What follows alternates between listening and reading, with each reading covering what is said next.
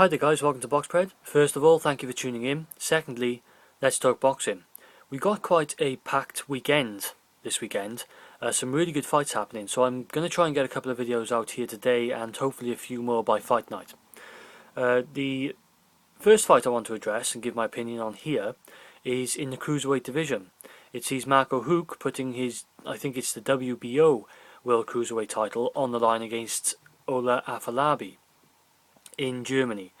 Now before I go on and look at this fight, I just want to mention this does remind me of another fight I really would like to see in the cruiserweight division, which is actually a rematch between current champion Juan Pablo Hernandez and Troy Ross.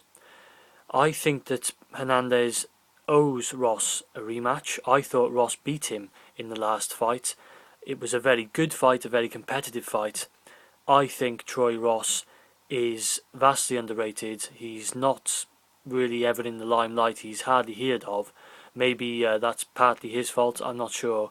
But I believe that Troy Ross is an uncrowned World Cruiserweight Champion. So that's a fight I would like to see. But here on the other hand we have another fight which is, well, it's good for the fans. Let's put it that way. These guys have fought twice before. Marco Huck won the first fight by unanimous decision, and the second fight, which wasn't so long ago, was another really good fight, and it was deemed to be a draw. Now, there were people at the time saying Ola Afolabi was a bit hard done by. They felt he could have been given the nod, but perhaps that's why we're getting this third fight. This is the third fight in a bit of a trilogy, I guess. And these guys, their styles match up really well to make an exciting fight. And I'm going to give you the reasons why I think that is. You know, what game plan each guy tends to go in with and the way they fight, why it matches up. On one hand, you have Ola Afolabi. Okay, he's a guy who keeps his hands a bit lower. Okay, his hands are a bit free. They're a bit more free. They're not constrained. Like you see, Huck has got his gloves up. Afolabi's got his gloves lower. And when a guy is holding his hands a bit low, you're always a bit more cautious about coming in on him because you think he's more prepared to counter. He's more prepared to throw a quick punch rather than the guy who's up, got tight guard. He's very rigid. Afolabi's not like that. He's quite fluid. He's quite mobile. He's got his hands ready to pounce. That type of guy. So we've got a guy like Afolabi who, like I say, he's more open. His defense is almost purely based on reflex defense. I mean, the way he'll move around, he moves his head, he moves up body, he'll move his legs. He uses movement as defense. He's not really a guy who's going to block a lot. He's going to keep his hands pretty. Sometimes he'll use his hands to block, but it's more like it's an ad hoc type thing. It's not like a rigid style. It's just an ad hoc reflex type defense. So there's always that fear that he's going to get caught by, even in the last fight I saw Marco Huck was throwing some wild swings. I thought, he was missing Afolabi, but you can think there's always a chance he could catch Afolabi and perhaps hurt him. So there's that possibility, and with a bit more accuracy, Huck could cause Afolabi a few more problems. I feel, if he wasn't so inaccurate. But then Afolabi is a bit of a difficult guy to catch because he is pretty good with that reflex defense. So Afolabi's the type of guy who he works on volume. He's got the volume over Marco Huck. I think that's why people would say he beat Huck in the last fight, is because he threw more punches. He's blatantly the volume puncher in this fight. He throws quite a lot of jabs. He likes to set up with a jab, and then he would come in, work the body well on occasions, and basically in general threw more punches. He's a very front foot fighter, front footed. Marco Huck was taking a back foot in their last fight, and now I talk about Huck on the other hand. Like I said, he's got a high guard.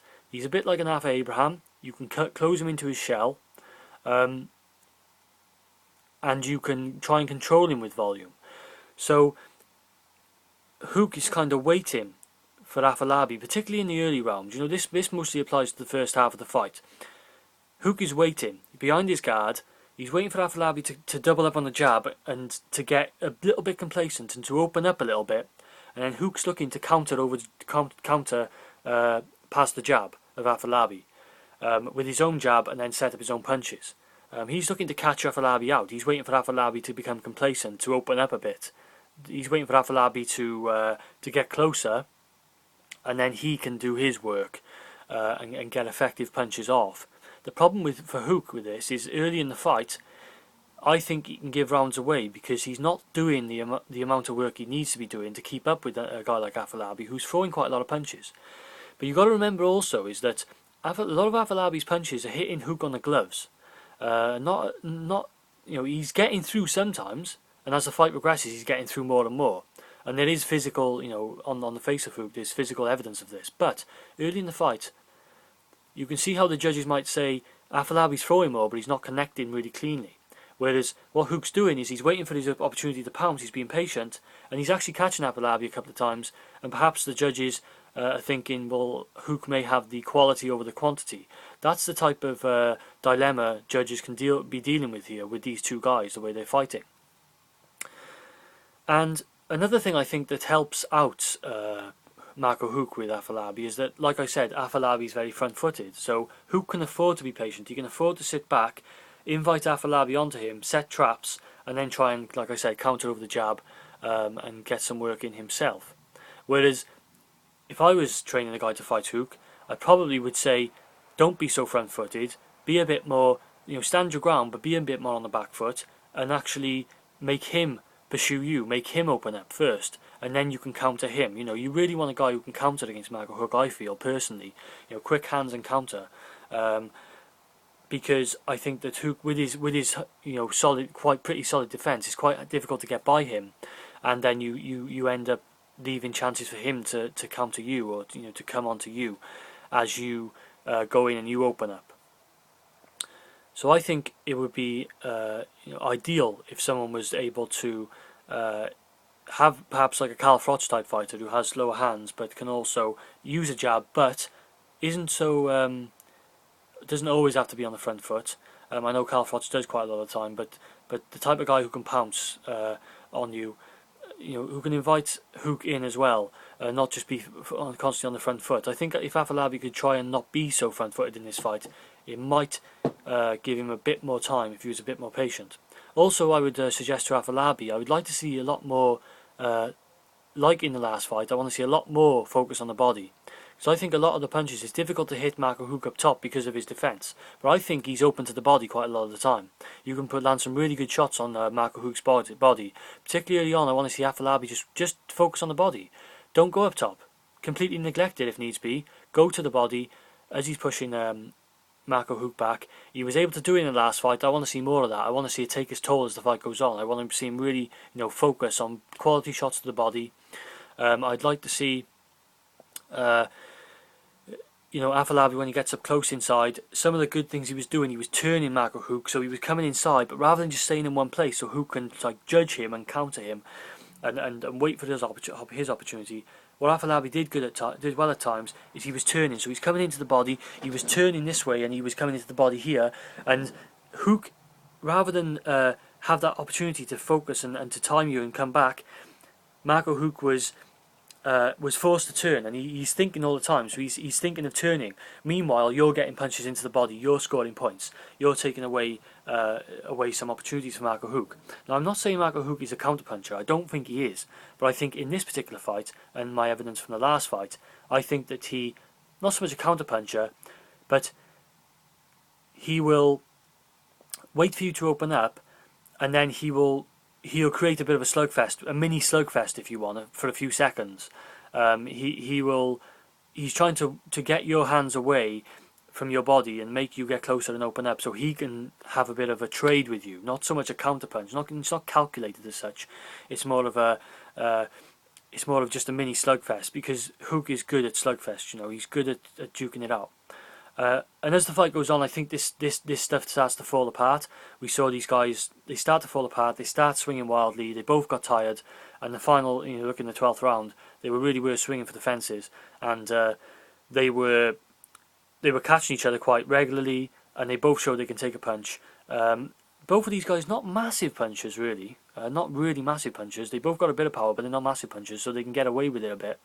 I wouldn't be surprised to see either guy get hurt in this third fight. I'm going to go for what is probably the safer option. I'm going to pick Marco Huck to win by decision. I think that if he employs the right tactics, Ola Afolabi can win this fight. He has the tools to do it. I think it's a very competitive fight, certainly. I think Afolabi has a very good chance. But I think being in Germany, you know, Huck has got the hometown advantage again. And I think that he will... it's probably going to be, you know, another carbon copy of the last fight. You know, sometimes you just have to look at these fights and think, well, yeah, you know, we haven't really got any calculating counterpunchers. We haven't got, you know, like we have with Manuel Marquez and Manny Pacquiao. We don't really have that dynamic to the fight. We just have two guys going to go in there, gonna shoot it out. I think early in the fight, Afolabi normally is stronger, and as the fight progresses, I think it becomes more evened out because Marco Huck starts coming in and they start having a bit more of a war. I think also you have to take into the fact that the judges, when they're looking at this fight, when Huck's taking punches, particularly early in the fight, he's very, you know, he's cocooned in with his shell, with his gloves. So a lot of the punches are going on the gloves. They don't look like they're really hurting him. Whereas when he's catching Afolabi with punches, Afolabi's using reflex. And one problem with reflex defense is when you're moving back and he's a bit all over the place. He's losing balance and he's not getting hit probably cleanly by Huck, but it doesn't look good. The judges think he's more hurt than he is. I think. You know, I feel that way with reflex defense. If you're moving back and you're getting hit, you're riding with the punch, but to judges and to the fans, it looks like a big punch because you're moving with the momentum, and sometimes it can skew the vision of the judges, skew the thoughts on how that connection was. So whether it wasn't a good connection or not, they're going to think it was a really good, powerful punch which forced you back.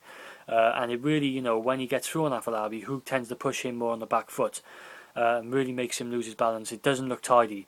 And it looks more effective than when Afolabi's, you know, actually unloading body shots and up top on Marco Huck. It just looks more effective. That's just because of their styles. So that's another thing that can sway the judging. Okay, so they're my thoughts on this fight. Enjoy the fight, guys. Let me know what you guys think, how you think this fight's going to go. I think Ola Afolabi has a really good chance in this one, but I'm going to play it, in my opinion, a bit safe. I'm going to go with Marco Huck to win the decision. He's at home again. He's done it twice before. I get this. The last one was a draw, but he's yet to be beaten by Afolabi. I'm gonna say he's gonna win a decision, possibly a close decision, in what will be, in my opinion, a very competitive fight. I've gone on, you know, long enough on this one. I hope I've given a decent breakdown for you. So enjoy the fight, guys. And this is BoxPred. I'm out.